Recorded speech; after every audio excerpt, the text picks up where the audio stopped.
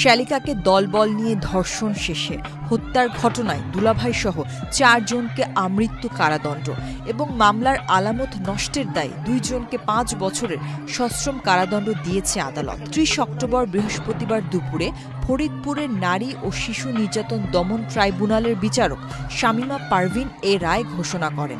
একই সাথে প্রত্যেককে 1.5 লাখ টাকা জরিমানা করা হয়। রায় ঘোষণার সময় দণ্ডপ্রাপ্ত আসামিদের মধ্যে 5 জন আদালতে উপস্থিত ছিলেন। পরে তাদের পুলিশি প্রহরায় জেল হাজতে পাঠানো হয়।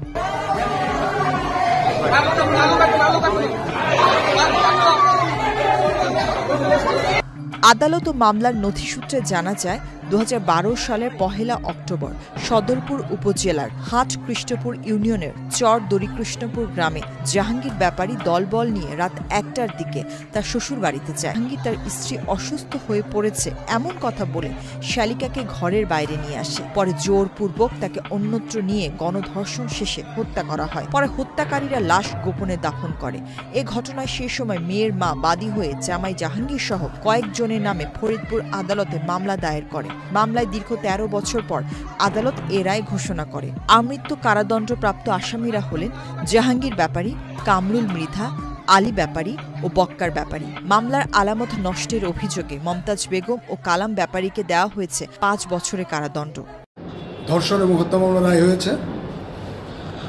রায়ে নারী ও শিশু নির্যাতন দমন ট্রাইব্যুনালের বিজ্ঞ বিচারক জেলা দায়রা জজ জনাব শামীমা পারভিন, আসামি জাহাঙ্গীর ব্যাপারী, কামরুল মৃধা, আলী ব্যাপারী এবং বক্কার ব্যাপারী, এদেরকে এই মামলার ভিকটিমকে মাহফুজা এবং ডিসিস্ট যাকে পরবর্তী হত্যা করা হয় তাকে প্রথমত গণধর্ষণের অভিযোগে নারী শিশু নির্যাতন দমন আইনের 9(3) ধারায় যাবজ্জীবন কারাদণ্ড এবং 1 লক্ষ টাকা জরিমানা করে অনাদায়ে।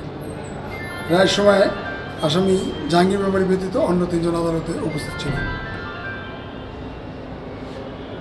এরা এবং আরও এদেরকে এই ভিকটিমকে ধর্ষণ পরবর্তী হত্যার অভিযোগে এই 4 জন আসামিকেই 302 ধারায় অভিযুক্ত করে বিজ্ঞ আদালত আমৃত্যু কারাদণ্ড এবং 1 লক্ষ টাকা জরিমানা 50,000 টাকা জরিমানার আদেশ দিয়েছেন।